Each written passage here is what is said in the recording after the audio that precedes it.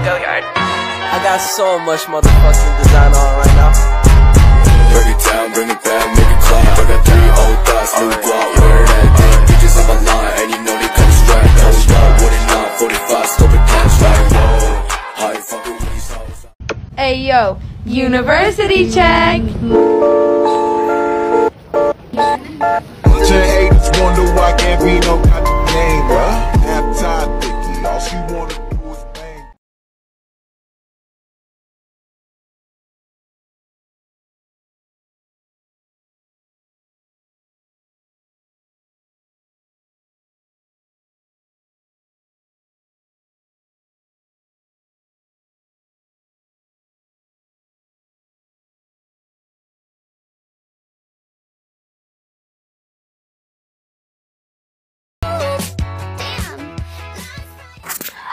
Assalamualaikum warahmatullahi wabarakatuh. Pada video kali ini saya akan membahas mengenai kelistrikan pada otot jantung. Pada video ini saya terfokuskan untuk membahas mengenai sistem konduksi komponen jantung, yang mana sistem konduksi komponen jantung ini merupakan sistem konduksi jantung yang terdiri dari serat otot jantung khusus dan bertanggung jawab untuk inisiasi dan konduksi impuls jantung. Sistem konduksi jantung sendiri terdiri dari 5 komponen. Yang pertama yaitu nodus sinoatrial, yang kedua antriventrikular, yang ketiga bundel antriventrikular, yang keempat cabang kanan dan kiri berkases, dan yang terakhir serat Purkinje. Yang pertama, saya akan membahas mengenai simplus sinoatrial. Simplus sinoatrial juga dikenal sebagai simple cat black, yang mana massa berbentuk tapal kuda kecil yang memiliki serat miokrat khusus yang terletak di dinding antrium kanan di bagian atas sulcus terminalis, tepat di bawah pembukaan vena cava superior. Dikenal sebagai alat pacu jantung karena menghasilkan impuls sekitar 70 per menit dan mulai kontraksi otot jantung menghasilkan detak jantung.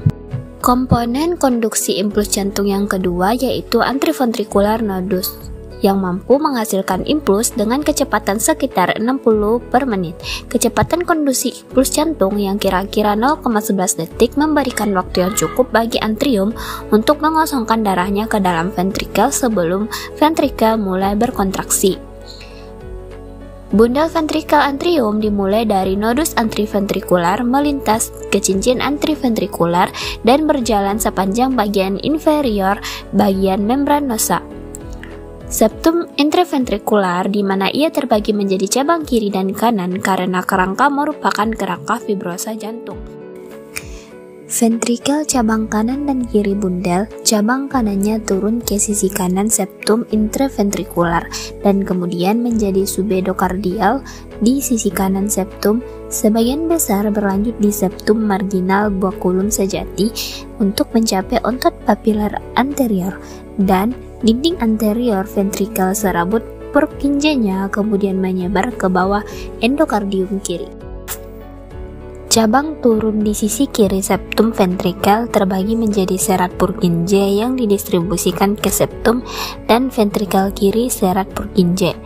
Mereka adalah cabang terminal, cabang kanan dan kiri dan dari bundel His dan menyebar subendokardium 2 di atas septum dan sisa dinding ventrikel.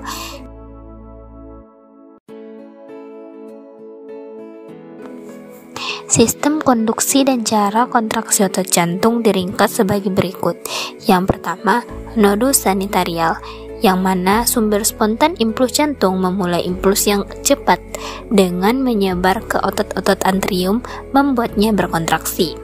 Yang kedua, nodus antriventrikular, yang mana dia mengambil impuls jantung dari antrium dan menghantarkannya melalui berkas antriventrikular dan perlengkatan ke otot papiler dan dinding ventrikel otot papiler berkontraksi. Pertama, untuk mengencangkan korda terdinae dan kemudian kontraksi otot ventrikel terjadi suplai arteri dari sistem konduksi. Lubang sistem konduksi jantung disuplai oleh kanan arteri koroner kecuali bagian dari cabang kiri berkas antriventrikular yang disuplai oleh arteri koroner kiri. Korelasi klinis kelainan sistem konduksi dafak dan kerusakan sistem konduksi menyebabkan aritmia jantung, seperti yang terdapat di dalam video.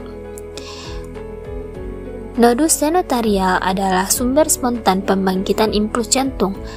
Antriventrikular mengambil impuls ini dari atrium dan mengirimkannya ke ventrikel melalui berkas antriventrikular. Impuls dapat menyebar dari atrium dua ventrikel. Jika berkas antriventrikular gagal untuk melakukan impuls normal, ada perubahan dan kontraksi berirama. Kontraksi atrium dan ventrikel penyebab paling umum dari gangguan konduksi melalui antriventrikular bundar adalah sklerosis menyeluruh pada arteri koroner yang menyebabkan berkurangnya suplai darah ke sistem konduksi. Hal ini yang perlu diperhatikan di sisi adalah denyut nadi yang cepat disebut takikardia, denyut nadi lambat disebut bradikardia, sedangkan denyut nadi teratur disebut karangbungamia. Selanjutnya saya akan membahas mengenai ayat Al-Quran yang berkaitan dengan sistem kerja jantung atau konduksi jantung, di mana terdapat dalam Quran surah Al-Furqan ayat 2 yang berbunyi A'udzubillahi minasyaitonir rajim. Bismillahirrahmanirrahim. Alladzi lahul mulkus samawati wal ard walam yattahiz waladaw walam yakul lahu syarikun fil fulki wa khalaqa kulla syai'in faqaddarahu taqdir. Dalam ayat tersebut menjelaskan mengenai fungsi jantung, yaitu terdapat dalam kata wa khalaqa kulla syai'in faqaddarahu taqdir, yang artinya dan dia telah menciptakan segala sesuatu dan dia menetapkan ukuran-ukurannya dengan serapi-rapinya. Fungsi jantung sangat dijelaskan sekali di dalam ayat tersebut, yang mana fungsi jantung adalah vital dalam kehidupan manusia dan akan mengalami pertumbuhan dan perkembangan yang sempurna jikalau didukung dengan berfungsinya jantung tersebut. Keteraturan dalam penciptaan jantung serta cara kerjanya membuktikan bahwa Allah Subhanahu wa Ta'ala telah menetapkan sesuatu ukuran yang pasti dan seimbang. Di dalam ayat tersebut juga dijelaskan mengenai jantung, bagian-bagian jantung, serta bagaimana sistem konduksi jantung. Yang mana di dalam ayat tersebut dijelaskan bahwa jantung adalah organ istimewa yang dimana jantung memiliki pembangkit sendiri untuk berdenyut. Tiap bagian dari jantung berdenyut sedemikian rupa sehingga dapat memompa darah ke seluruh tubuh. Pembangkitan tersebut disebut nodus senoatrial dan terdapat sistem pengantar listrik dari nodus senoatrial ke seluruh bagian jantung. Nodus antriventrikular berfungsi mengantarkan listrik dari nodus senoatrial kemudian melalui berkas His dan sistem Purkinje sehingga jantung dapat berkontraksi secara berirama. Itulah penjelasan mengenai Quran surah Al-Furqan beserta tafsirannya. Sekian pemaparan saya tentang materi kelistrikan pada otot jantung. Jika ada kesalahan pada materi saya mohon maaf. Terima kasih atas perhatiannya dan semoga video ini bisa membantu dan bisa menambah wawasan tentang kelistrikan pada otot jantung. Dan terima kasih kepada semua pihak yang telah berkontribusi dalam pembuatan video saya. Akhir kata, wassalamualaikum warahmatullahi wabarakatuh.